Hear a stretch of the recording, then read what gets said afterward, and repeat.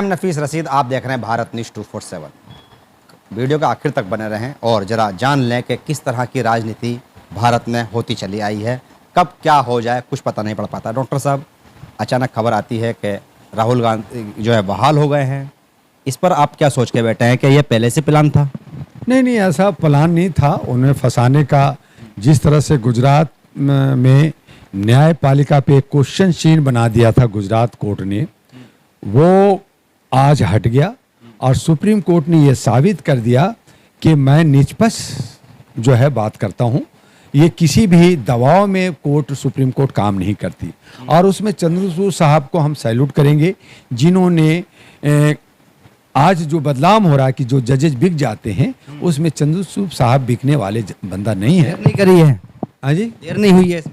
नहीं, देखिए, एक सिस्टम है। जब वहाँ से केस चल रहा था, वहाँ से जब केस ख़त्म हुआ तो फिर 90 दिन का समय मिलता है, यहाँ पे फाइल किया जाता है, कोर्ट वकील उसको पेपर्स बनाते हैं और उसके बाद डेट पड़ता है। फिर भी बहुत सारे ऐसे केसेस, 5 करोड़ ऐसे cases supreme court, high court, lower court में पड़े हैं। 5 करोड़ केसेस जिसमें पब्लिक जो है परेशान है, उनको सत्ता नहीं मिल रहा। यह है कि राहुल गांधी की सदस्यता वापस आ गई, बाकी नेताओं का क्या होगा? कई लोगों की सदस्यता गई भी है। एक कांग्रेस पार्टी एक राष्ट्रीय पार्टी रही है। कांग्रेस है तो सब सही है? नहीं, सही नहीं है भाई। मान सकते हैं कि बीजेपी और कांग्रेस एक ही है? सभी एक ही, सभी चट्टे बट्टे हैं, सभी मिले जुले हैं, सभी एक ही थाली के चट्टे बट्टे हैं, मैं मानता हूं। लेकिन जहां तक सवाल उठता है कि राहुल गांधी चूंकि एक कांग्रेस का अध्यक्ष थे, उनको अध्यक्षता छोड़नी पड़ी इसी केस की वजह से, और खड़गे साहब को अध्यक्ष बनाया गया।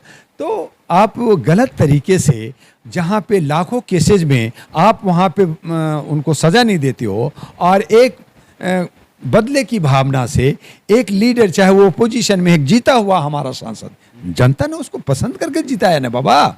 उनको जो है 10 लाख वोट दिया लोगों ने। इसको ऐसा नहीं कह सकते हैं कि मणिपुर को दबाने के लिए मेवात किया गया और मेवात को दबाने के लिए राहुल गांधी किया गया। ये डेट पहले से तय था, बल्कि सुप्रीम कोर्ट के जो राहुल का और जो आपका अडानी का और 370 का मैटर को दबाने के लिए जो है मणिपुर का सारा कांड किया गया, जबकि मणिपुर की कांड के पीछे ड्रग था और वो सरकार का पूरा साजिश रहा।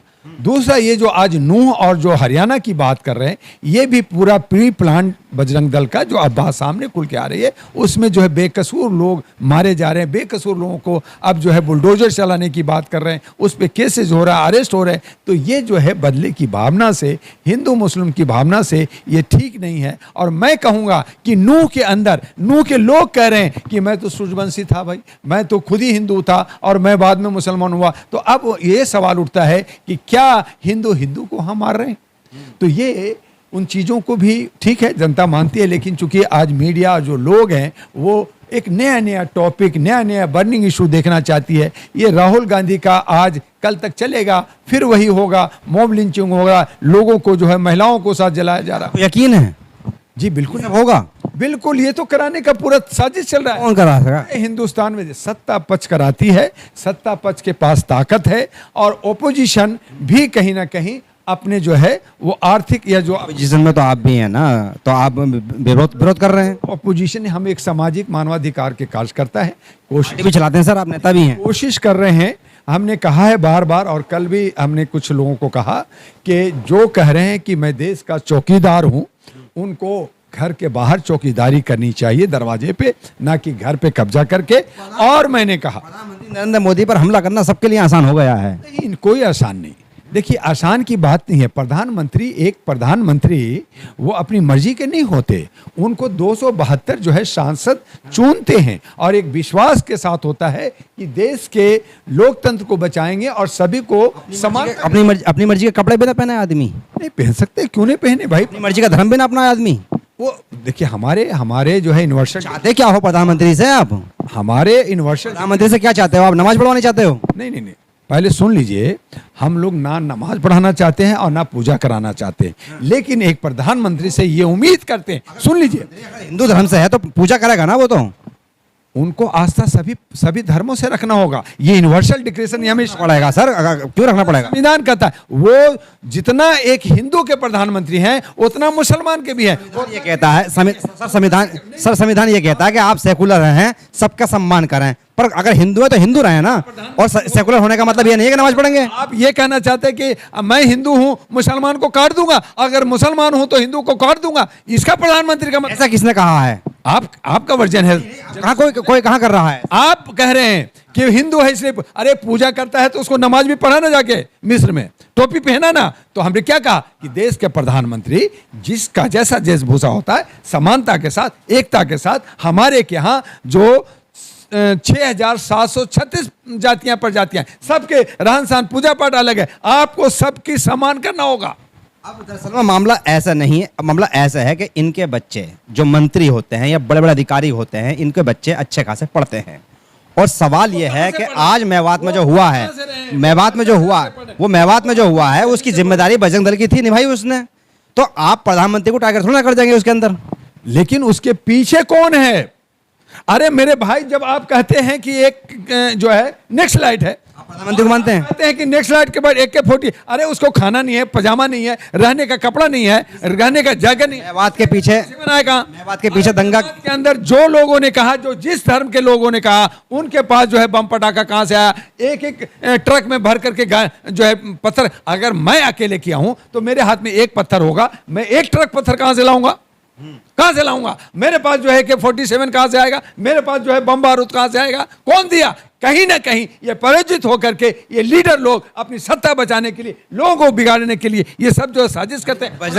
बजरंगियों के पास जो हथियार आए, जो तलवारें आई, किसने दी? जब जो हमारा जो है यहाँ दिल्ली में जब हुआ था, तब वहां क्या हुआ था? जब हमने यहाँ ग्राउंड रिपोर्ट बनाया था, लड़कों को पकड़ा था, तो कहा भैया हमें नहीं मालूम था कि ये जो है यहाँ पे राइट हो जाएगा, हिंदू मुस्लिम के झगड़े हो जाएंगे, दंगे हो जाएंगे। 500 रुपया लेकर के हमें जो है आंदोलन करने के लिए बुलाया गया था कि खाली एक आध दो पत्थर डालना, यहाँ तो इतने खून हो गया। तो यही हमारे जो बच्चे छोटे छोटे होते हैं, जो 100-200 भी मिल जाए खाने के लिए, सेकुलर होने की बात कर रहे हैं। अगर कोई जानबूझ के आतंकी बन रहा है, कातिल बन रहा है, भूखा मरना चाहता है, जेल जाना चाहता है, आप कैसे रोक लेंगे उसको? लेकिन सत्ता आतंक फैला रही है, सत्ता आतंक रोक सकते हैं, रही है। आप रोक सकते हैं?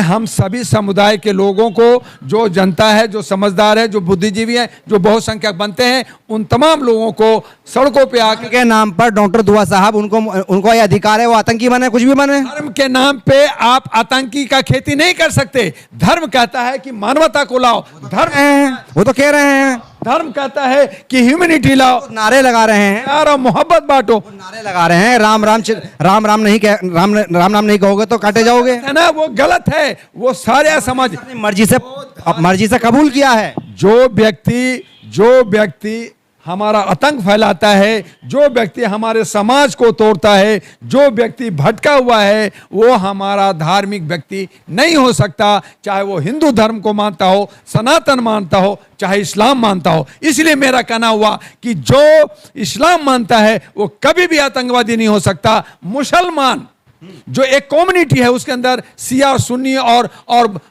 ये जो बहुत सारी चीजें आ गई है, उनमें से कुछ शरारती लोग लड़ते हैं, उनको आतंकी कहा गया है। इस्लाम जो कट्टर है, वो इस्लाम कभी भी जो है नफरत नहीं पहुंचाता, वो खून खराबा नहीं करता।